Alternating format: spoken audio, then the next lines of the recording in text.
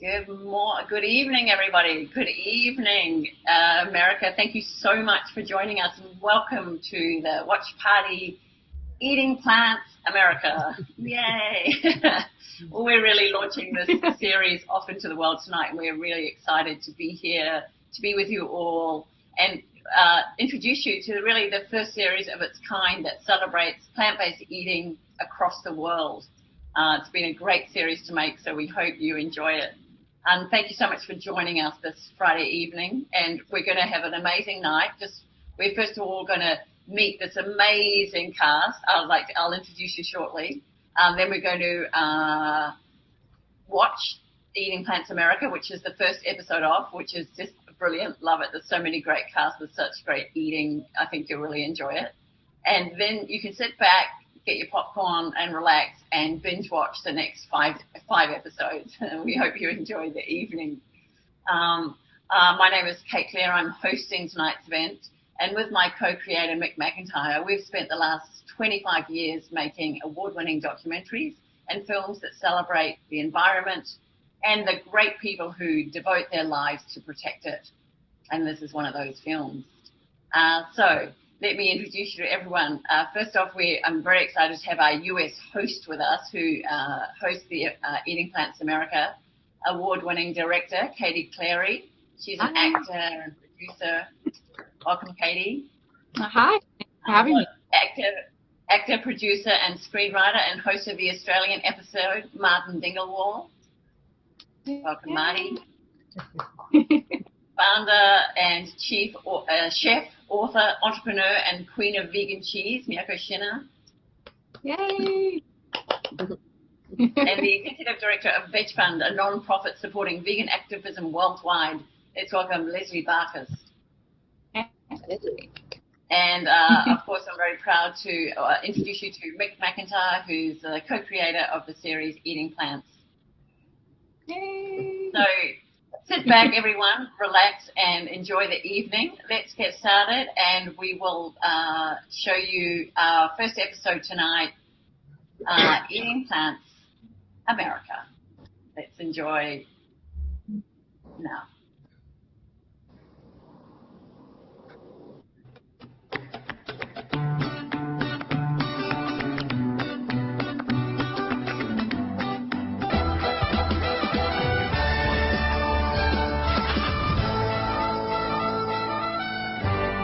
Thank you so much for all contributing to that great series.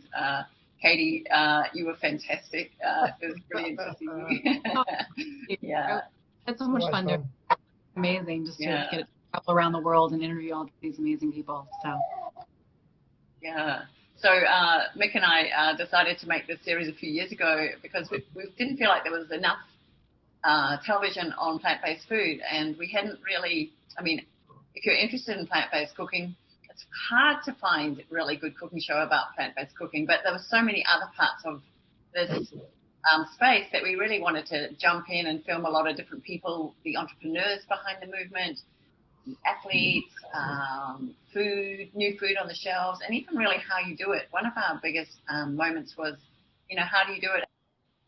Yeah, and I think that really comes across tonight. I really love that sort of introduction to so many different things. Someone's asking Katie, did that bacon and the mushrooms that taste like bacon, did they really taste like bacon? And did it make the macaroni cheese great? It actually does, yeah. It's a plant-based version of bacon, but it's the better version because there's no animals involved. So, yeah, it's good. It's really good. I would eat that any day. You can't beat it. You can't really tell the difference between the real mac and cheese, to be honest, and the plant-based mac and cheese. So have you made that recipe now? You've learned that recipe from the famous Daphne Cheng. Did you make that? I'm going to make it. I haven't made it yet, but I'm going to make it. I promise you. I need to cook more. That's one thing I want to cook. But I have a lot of Miyoko's cheese. That's my favorite. That's the right. garlic is out of this world. I love the garlic. Oh, fantastic. And you've got a new project coming out, haven't you? I feel like your new film, Why on Earth, give us a quick update on that. Yeah. So it took about 3.5 years to direct and produce this film called Why on Earth. It's a follow-up to our first called Give Me Shelter. It was on Netflix in 2015. And it was just, both of them were an idea that I had. I felt like I grew up in entertainment, but I felt like I wasn't doing enough, and I wanted to kind of be on the other side of the camera now, be able to direct and produce films that really make a difference. And so we started with Give Me Shelter. It took about 3.5 years to make, and then the second one is the new one called Why on Earth that will be premiering August 16th on streaming platforms. So we're doing the film festival circuit right now. We're up for almost 20 awards, so it's really good. It's wow. Worldwide. So. Oh, congratulations! That's great. So the 16th, that's pretty soon. So we'll post that on Eating Plants too, so people can keep up with that. Why on Earth? Directed by Katie Clere. Why on Earth? Yeah. And it's featuring Clint Eastwood. He kind of takes you through the film, which is great. Very cool. And Marty, you're the host of Australia, which everyone's going to get to watch soon. Tell me how is like a plant-based lifestyle? I know that's your background. How has that affected your acting? Because you're a busy lead actor at the moment. What's happening with living that life for you? Oh, well, look, as Katie would know, and surely you too as well, Mick and Kate, you do night shoots, schedules are all over the place, and once you commit to a production, you're going like maybe 2 months back to back shooting multiple episodes. And, effectively that's like just being dragged across multiple time zones. So whilst we're not elite athletes, there is a certain level of stamina required to be present, to be, engaged, to be, camera ready, if you will. And I just found, that my recovery period is probably like a good 4, 5, 6 hour rest, and I'm up and I'm powered again. My batteries are fully charged, and I put that down to my enthusiasm for my craft, but of course diet. It all comes back to the body getting what it needs to just consume, charge up, and go again. So that's how the lifestyle affects the art form. Oh, great. Yeah. Well, you are elite athletes, really, aren't you? Like when you're on, and your body's your tool, and yeah. Well, yeah, I know one or two like athletes that are in the bodybuilding game, so I'm overwhelmed with the comparison because I'm not. But certainly there are physical and emotional demands of the job, and yeah, that all comes down to what you eat dictates all things as far as my life experience goes. Right, yeah. And you were at the opening we had an opening at the cinema where we had a TV series binge watch at the cinema this week. What was some of the feedback you got from the whole series? Well, the feedback mostly was just an excitement that a show that explored what the rise in a plant-based, curious society now had something that sort of promoted what they believed was better for everyone. And the people that were there that were not in that lifestyle yet, they I think they enjoyed seeing something that was just a celebration as opposed to a dictation. Instead of like, getting all that, they're like, hey, let's go travel 6 countries. Let's go show you the coolest stuff we've seen. And so, people walk away just going, all right, so where are we going for dinner now? Let's try this stuff. So it's, it's an invitation, and I think that's the celebration of what you and Mick have created. Right. It's true. People were posting their vegan breakfast after the screening, so I'm proud that they'd chosen a fully vegan breakfast. Yeah. So it's working. So good on you. Yeah. So Miyoko, the cheese looks amazing in the series. That pizza, of course, still stays with me, and was just excellent with the liquid mozzarella. How did you like seeing Miyoko's in the series? What was that like for you in the episode? It's really funny because we have expanded since, I think that was shot in 2019, and I'm going, oh my God, it doesn't look like that anymore. So during 2020, we were able to take over space next door. That was vacated. So things have shifted a little bit. I think when you came, our research and development team was literally in the middle of our cafeteria. I believe that was the case. Yeah. And so we were able to take over the space next door. So we actually have a proper R&D lab now. So I'm looking back at that and going, oh my God, how we've grown or how we've changed. Oh, yeah. Yeah, Miyoko, a question for you. I love Miyoko's cheese, but mostly for the taste. What makes it a healthier option over traditional dairy-based cheese? Sure. what we do is we actually make it like dairy cheese, but we start out with plant milk. We started out with cashew milk. Our cheeses are relatively whole foods based. So we start out with some sort of plant milk, and then we inoculate it with traditional dairy cultures like lactic acid bacteria to drive down the pH. We coagulate the milks, and then we turn it into cheese. Recently, we're exploring new milks. So we've migrated from cashews, not giving up on the cashews, but we found more nutrient-dense milks. And one of them is actually watermelon seed milk. So this year, we're launching the world's first cottage cheese with 10 grams of protein per serving, made from coagulating watermelon seed milk. So this is really our approach, is that we make milk and then we apply age-old techniques to turning it into cheese. And why it's healthier is, one, obviously you're not getting any cholesterol. Two, there's no antibiotics that are residual from the animal milk. And of course, but more important than the health benefits are the health benefits of the animals themselves that do not have to go undergo this yearly cycle of artificial insemination, pregnancy, and then eventually being hauled off to slaughter. So it's a more compassionate form of milk. And the way we look at it is, we don't need to be exactly like cow's milk cheese. We don't need to have an exact cheddar.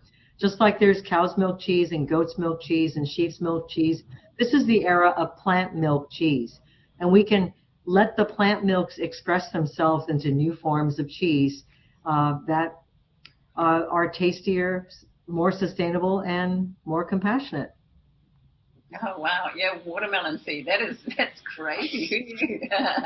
Must be fun in the R&D lab working out. I mean, I think we talked with Katie, Mick and I were talking when we were making the series about how entrepreneurial you all are with your different ideas. I mean, it's amazing with like the chefs and the food, and like everyone's being so creative.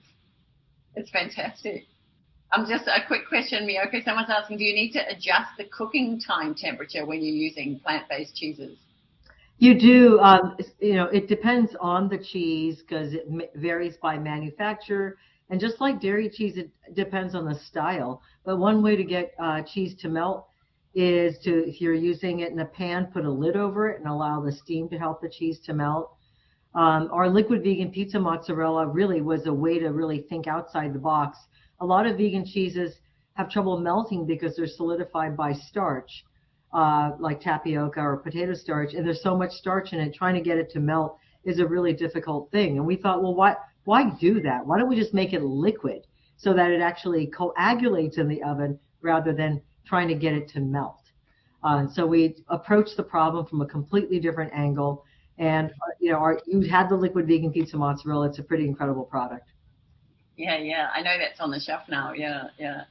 One of the researches we did, and you all might be interested in this, but Bloomberg Intelligence said that the plant-based products are going to be worth $162 billion in the next decade. Miyoko, do you see it growing? Like, what's it like? You're on the business end of this too, and you've been named Forbes over 50. Like, already people are noticing you in the space. What's happening with the sort of, why would you want to invest in this movement? I think if you don't invest in it, then you're investing in the perhaps the end of humanity. So, we really are at that critical point, and we do have to change the food system. There's really no other way. So this is inevitable. We created this industrialized food system, which it is something that we really only created a few decades ago, but we've already seen the destruction that it's caused to the planet. And this is really how we're going to save ourselves from it. There are think tanks that are already predicting the rapid growth of plant-based, that animal agriculture could collapse by 2030. So we are rapidly on our way to explosion in this arena. Wow, cool. That's great. I remember Katie, we went to Beyond Meat, and they had literally just floated the week before, and the numbers were just going crazy. And that was like 3 years ago. So, yeah. How's your shares going, Katie? Oh, they're good. No, Beyond Meat is great. I mean, I'm so happy there's so many more options out there. Because everyone asks me, well, what do you get at the grocery store? I said, really, it's literally just about buying something different. Like Amy said in our segment, it's just, people don't really know what to buy when they go to the grocery store, so they get confused, and we kind of need to take them through those steps of Miyoko and Beyond Meat and Impossible, and there's so many great options. So, and it's just going to continue to grow. So excited to be a part of it. Yeah. Hey, Mick, there's another question here for you. Is there a difference between plant-based and vegan? Well, that's an interesting question. We discovered a term in China, of all places, excuse me, where they have another term called plant forward, and that's something that we learned in China, the plant forward movement, where basically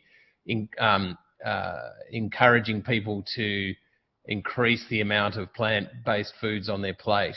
And that's a way of introducing people to the benefits of eating a plant-based diet, rather than going, straight away into just going straight on vegan. And they use the term plant forward, which I find interesting.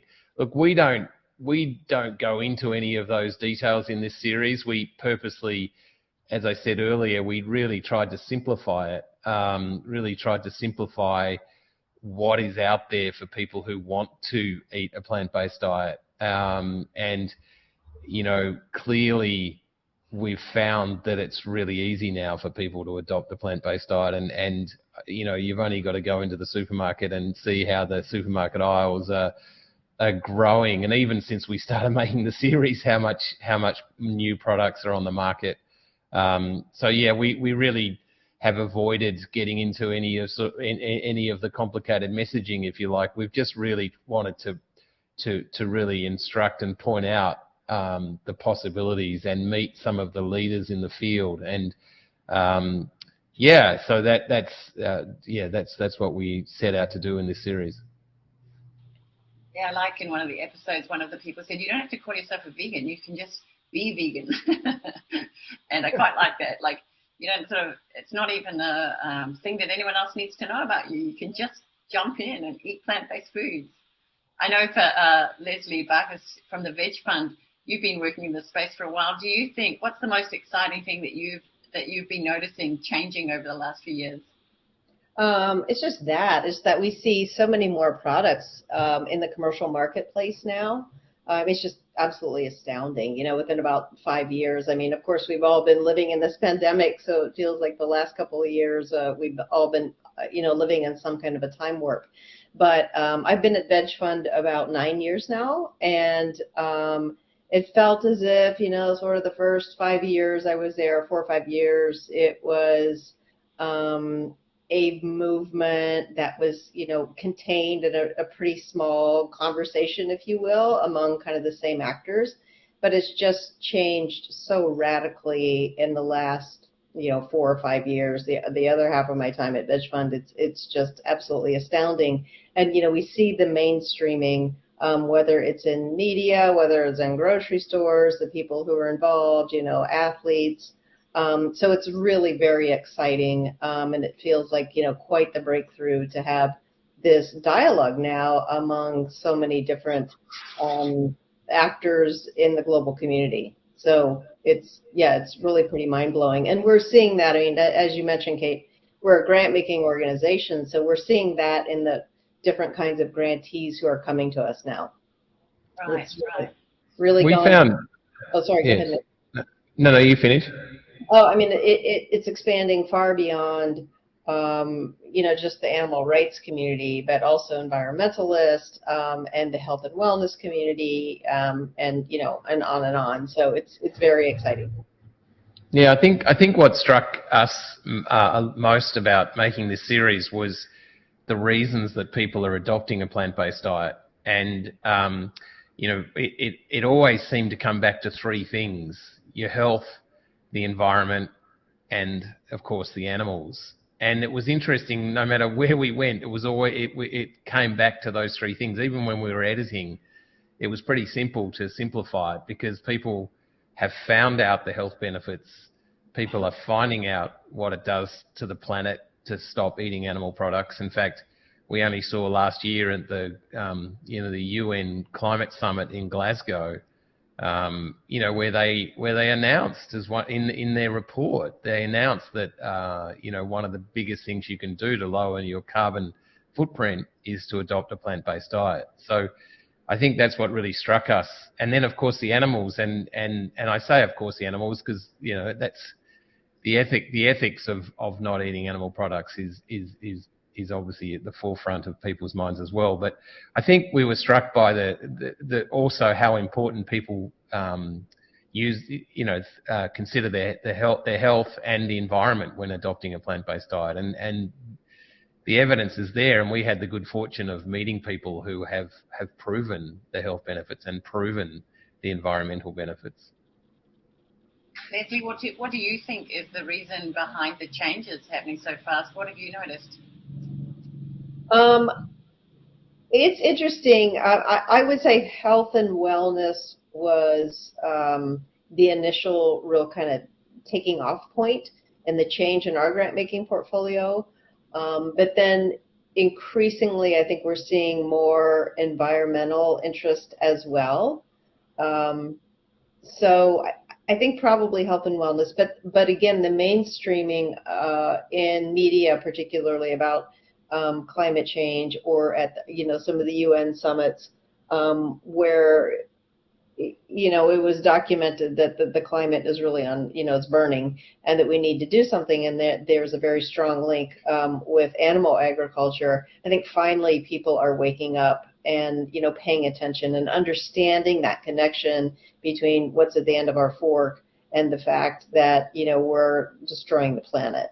So it's been just a number of things that really, I think, started with health and wellness, but now it's very much evolved into climate concerns as well. Mm-hmm. And the animals. I mean, the animals, that's always at the center. But I think, people can definitely get their mind around their own health and also understanding the environment, whether they've ever interacted or not with a farmed animal or a food animal. They can still understand their own health, and so that's a pretty good lens to speak to people through. Mm-hmm. Miyoko, you're out and about a lot with your cheese and the general public.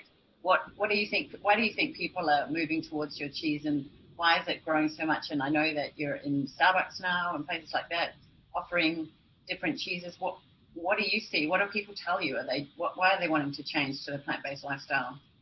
I'm not sure that people who buy our products don't necessarily go vegan overnight. It's just like most households today, something like 60% of American households carry both dairy milk and almond milk. And likewise, people are finding plant-based products that they prefer. When we did a survey a few years ago, we found out in the very beginning that over 60% of our customers were vegan, and only about 30% or so were flexitarians or non-vegans. We did the same survey about 2 years ago and found that it had completely flipped, and that the majority of our customers were actually omnivores or flexitarians or plant forward or plant conscious or whatever. And it's every single day. I met a lawyer the other day, just talking to her, and she goes, "Oh my God, you're Miyoko's Creamery? I have your butter in my refrigerator at all times." And this person wasn't vegan. This was a completely random occurrence where I met this person, was talking to them. And so she goes, "Oh my God, I stopped eating dairy butter because yours just tastes better." And so a lot of surveys actually show that taste is the number one reason some people choose plant-based foods. They actually eat it. Just like people say, "I like almond milk more than dairy milk." People are now eating plant-based foods and saying, "I actually prefer it. It tastes better to me," which is why taste is so important. And to really expand this movement, we as food developers, as chefs, as restaurateurs, we really do have to concentrate on the taste portion, which is why, something like eating plants is so wonderful, because it shows the range of options that are just, everything just looks so delicious. And that's really what we want to show people. Yeah. The other thing about animal welfare that I find interesting is that I pay attention to all these little surveys that are done about, why consumers are choosing plant-based foods. And it used to be that animal welfare like 5 or 6 years ago was like way at the bottom. Almost nobody talked about it. And it's just every single year it is climbing up, which means that the general public is now gaining consciousness, maybe due to movies, to all the cinematographic efforts that are out there, et cetera. But the world is waking up to what we're doing in our food system to not only our own health, but people and to planet and animals. So it's really, really wonderful. I feel like it's the evolution of consciousness, of awareness evolving for consumers. Mm-hmm. We have a big when we report on World Animal News, we do latest breaking news around the world every day, and we've noticed the more videos we share of farm animals and these cute pigs and these animals that have been rescued from those horrible situations, and the before and after, people really respond, and people have messaged us privately and said, you know what, because of that video that you posted, I'm no longer eating meat. I'm no longer having dairy. So I really think that the media, and the news that we report on and these cute videos, they really make a difference. Yeah. Hey, Marty, you've even got a drama coming up about animal welfare, really. Is your new series Boned? Is that, tell us about the story of that. Yeah, it's funny. I'm sort of dancing across the spectrum at the moment. My current show is about a government drama called Schafer, and my forthcoming show is a dog rescue comedy set in Hollywood. Because, Hollywood is this symbiosis of people, leaving their homes, going to Hollywood. That can be a very lonely city. And the thing that gets them emotionally through over those emotional barriers is having a dog. And there's just a lot of juice and comedy to be found in the juxtaposition of the fractured joy and particles of Hollywood and the deep emotional set of how you get through the daily experience of Hollywood, which comes down to a person and their lapdog. So there's a beautiful, almost a Shakespearean level volume of comedy that can be extracted out of that. It's also very dramatic. It's a dramedy. But look, on the other conversation I've just been sitting in on regards Miyoko saying there's an awakening, I just wanted to throw 20 seconds in on that and say, I don't have data in front of me, but my sense of that is we've just gone through this 2-year introduction to what is a planetary reboot of the way the system works. And my sense is that for the first time ever, many of us were faced with travel restrictions and being locked in our homes and not being able to buy food. And I think due to that claustrophobia, a lot of people found themselves questioning their automatic life choices. And I think the pineal gland itself started to spin and activate in people. And I think when that sort of more spiritual component of the human animal starts to activate, one of the things that comes alive in us is our relationship with food and animals. And as this conversation is just by default growing, presenting plant-based options, I think people are just having really private odysseys with themselves saying, you know what, I know this and I've known this and I've ignored this because creature comforts and habitual living and all these things. And I just think, that the show you've created, Eating Plants, has been so sublimely, almost spiritually timed that it arrives now because we're just coming out of the Rona era. I think we're still in it. And people are just questioning everything about the choices they make on every level of their life. So I think you guys are part of an incredible wave of awakening that's just occurring because the world stopped for a moment and everything piled up behind them and they called every aspect of their life into question. So that's what I think's happening as well. That's great. Thank you. Yeah, thanks, Marty. It's interesting. We said off the air before that we've just come off some wonderful cinema screenings here in Sydney and Melbourne. The cinema screenings sold out despite us being told that, it's a series, you don't put them on the cinema, but we did, and they sold out. And what we got from those cinema screenings was how much people are appreciating the positivity, something positive to focus on. And it's sort of a segue to what you were saying, Marty. And that was a surprise for me because it's nice to get that feedback, but yeah, people are really appreciating that this is a positive thing that people can do. and that's really nice to be part of that. Like, you know, with all that's going on, this is a really positive thing for people to do. That you know, that they start eating these products, they start adopting this lifestyle, and as Damien Munda says in the Australian episode, which you'll see a bit later on if you're sticking around, Damien said, you know, and we can do with a whole lot less killing, eh? And, you know, I mean, it's, hey, Katie, I just got to give a shout out to Katie Cleary for being the host. We threw you in there. It was like, I don't know, you were very willing and you said yes. So thank you, because it's, you know, we were experimenting as we went, because America was the first episode we filmed. But so thank you for being so willing, and you come across on the screen so wonderfully, and you're such a great example of this lifestyle. So thank you. I hope it wasn't too painful, but yeah, as a host, you were fantastic. Thanks for having me. No, it was wonderful, really, and I'm so happy just, you know, the awareness that it's bringing now, and, you know, 3 years later, oh my gosh, it's crazy. It takes a long time to make these, you know, series and documentaries. It really does. People don't realize. Yeah. Lots of editing. That's the key, the editing. Thank Yeah. you. Yeah. And Leslie, just a quick from you. What do you think a series like this can do? What are you seeing it? Where's its place in the world now? A series like this. Well, I think it's just so incredibly accessible, you know, because of the knowledge. I mean, it is very positive. It's upbeat. It's really great to go to these different cultures and see kind of this, you know, sea of humanity who is moving forward with, you know, the plant-based eating and other ways of living. So I think the knowledge that's shared, I mean, it's just really fantastic. And we support film screenings at Veg Fund. So if folks want to, you know, get the series in front of their friends and family and community, they can come to Veg Fund, vegfund.org, and apply for a screening grant so that we can help people see it. But yeah, it is very timely. It's just open and friendly and accessible and everything that's positive and good. So, you know, congratulations to you all for putting this together. And we were really pleased to be able to support it and hope that we can continue to support distribution of it, you know, for a long time.